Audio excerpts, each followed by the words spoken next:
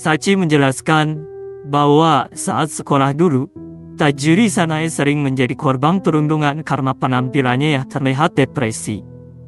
Ia dan Hiroshi termasuk di antara mereka yang membulinya, menganggap itu menyenangkan karena masih muda dan belum mengerti. Namun ketika mengingatnya sekarang, Sachi merasa malu atas perbuatannya di masa lalu. Hiroshi menambahkan bahwa jika wanita penguntit itu benar Tajiri Sanae, kemungkinan besar dia akan datang untuk membalas dendam.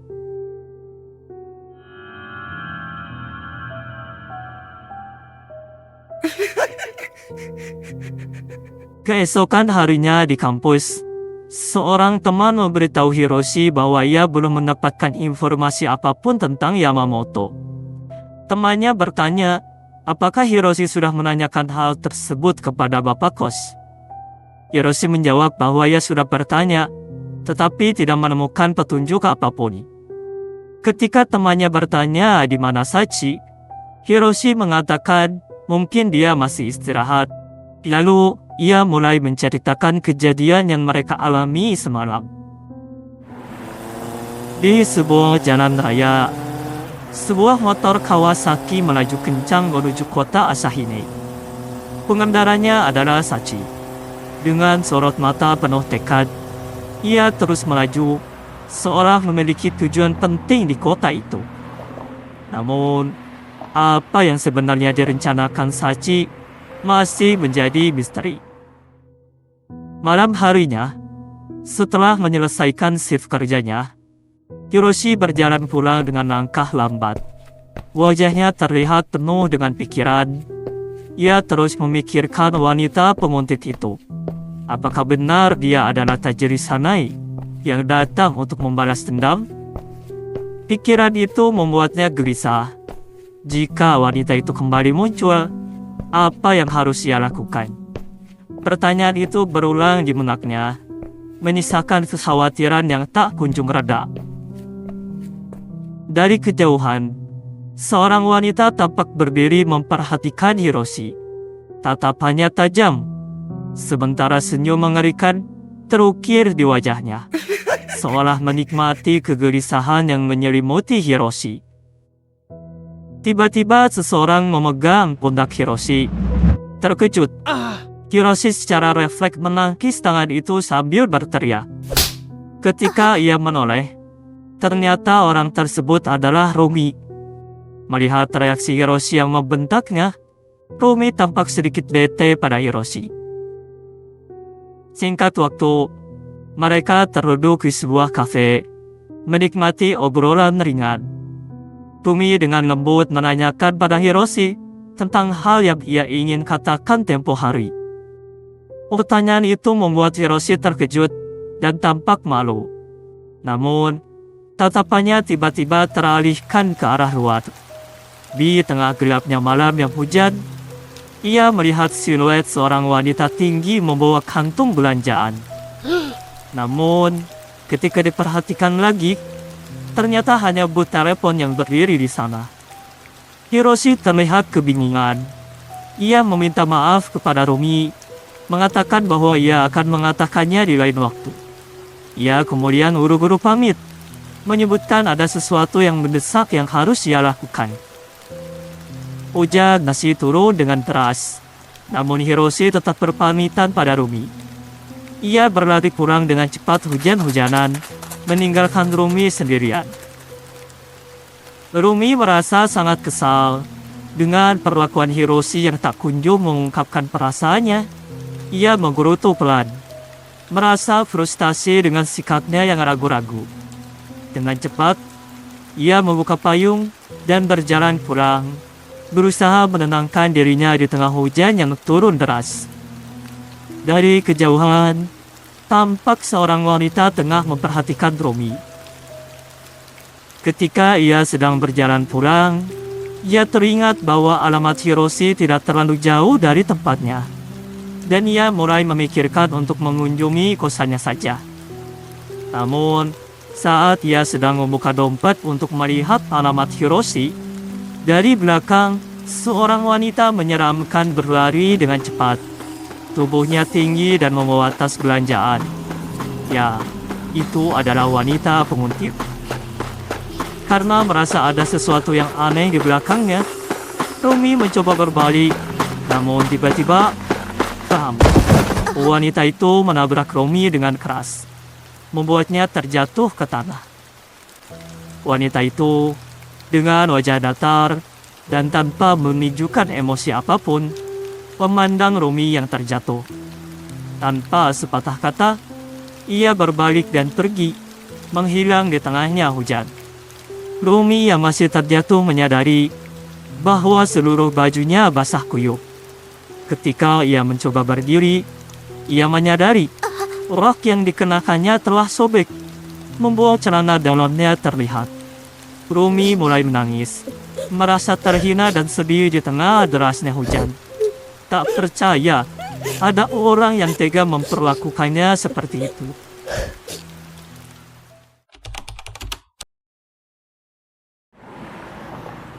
Sachi terus memacu motornya, menembus dinginnya angin malam yang membawa aroma laut. Ia akhirnya tiba di sebuah kota kecil di dekat pantai. Sachi berhenti di dekat sebuah telepon umum. Ia ternyata menelepon tempat sekolahnya dulu. Sachi dengan suara tenang meminta kontak seseorang dari masa sekolahnya dulu.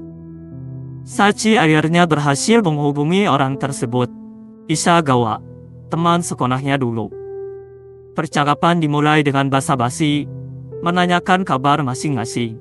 Namun, Sachi segera mengalihkan topik dan menanyakan tentang Tajiri Sanae. Isagawa mengungkapkan bahwa ia dan Sanae bertetangga sebelahan. Meskipun tidak pernah berinteraksi langsung, baru-baru ini ia bertemu Sanae secara langsung di sebuah minimarket. Pertemuannya itu cukup mengejutkannya, karena selama ini ia mengira Sanae sudah tiada. Menurut rumor yang beredar, Sanae dikabarkan menghilang atau bahkan mengakhiri hidupnya. Tapi ternyata hal itu salah. Sungguh rumor yang cukup suram. Sachi kembali menyalakan motornya dan menekan gas, melaju di tengah gelapnya malam yang disertai hujan deras. Ia bergegas menuju alamat Tajiri Sanae, bertekad untuk membuktikan kebenaran ucapan dari Ishigawa. Di tempat lain, Hiroshi yang basah kuyup karena hujan, akhirnya tiba di kosannya. Tanpa membuang waktu, ia segera membuka pintu, masuk dan bergegas menuju kamar mandi untuk membersihkan diri. Sementara itu, Romi yang mencoba menelepon Hiroshi, tetapi panggilannya tidak diangkat. Suara dering telepon tertutup oleh gemuruh air dari kamar mandi tempat Hiroshi sedang membersihkan diri. Romi merasa kesal dan mulai berpikir, kenapa Hiroshi tidak menjawab teleponnya? Padahal, seharusnya ia sudah sampai di kosannya. Romi mencoba menelepon Hiroshi sekali lagi, namun kartu teleponnya terjatuh dan meluncur ke kolong. Saat ia berjongkok untuk mengambilnya, seorang pria mendekat dengan tatapan mesum. Matanya tertuju pada rok Romi yang sobek. Merasa ketakutan dan terancam, Romi segera bangkit dan berlari meninggalkan tempat itu tanpa mempedulikan kartu teleponnya. Hiroshi termenung di kamarnya setelah mandi, memikirkan teori Sachi tentang wanita penguntit itu sebagai Tajiri Sanae. Meskipun sulit diterima, pikirannya terus terbayang pada masa lalu yang samar, membuatnya semakin gelisah. Hiroshi yang sedang bersantai, terkejut mendengar suara bel kosannya. Ia mendekat dan mengintip dari balik pintu. Melihat wanita itu berdiri di depan. Amarahnya yang sempat muncul, kini berubah menjadi rasa bersalah, karena masih terbayang-bayang akan teori Sachi. Dengan ragu, ia pun membuka pintu kosannya.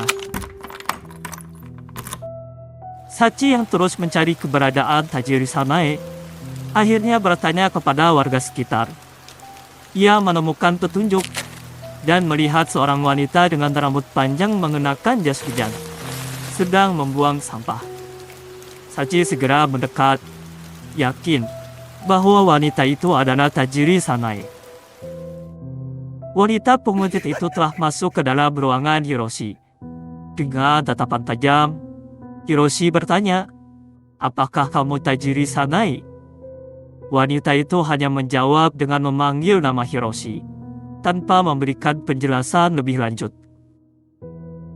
Sachi memanggil nama Tajiri kepada wanita itu. 다시 Wanita tersebut pun menoleh, dan ketika Sachi melihat wajahnya, ia mengenali dan yakin bahwa ini adalah Tajiri Sanae yang sebenarnya. Sachi dengan panik segera menelpon Hiroshi, menjelaskan bahwa ia sedang berada di kampung halaman Tajiri Sanae. Hiroshi yang masih belum mengetahui kebenarannya, menjawab dengan kebingungan, mengatakan bahwa Tajiri sudah berada di ruangannya. Mendengar itu Sachi langsung marah dan berteriak pada Hiroshi. Mengapa ia malah mengizinkan wanita penguntit itu untuk masuk? Ia menyatakan bahwa Tajiri Sanae sedang berada dengannya, dan wanita yang ada di ruangannya itu bukanlah Tajiri Sanae. Wanita penguntit itu yang sejak tadi berdiri membelakangi Hiroshi, akhirnya berbicara.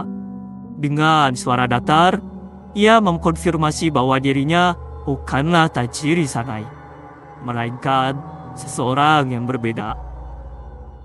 Hiroshi hanya bisa terdiam, memegang telepon dengan cemas. Tidak tahu apa yang harus dilakukan setelah mendengar pengakuan wanita itu. Pikirannya kacau, bingung dengan kenyataan yang baru saja terungkap. Di luar kosan, Rumi yang panik mulai menggedor pintu dengan keras, sambil meminta pertolongan kepada Hiroshi. Suara ketukan dan teriakan Rumi menggema di tengah hujan yang lebat, membuat suasana semakin tegang.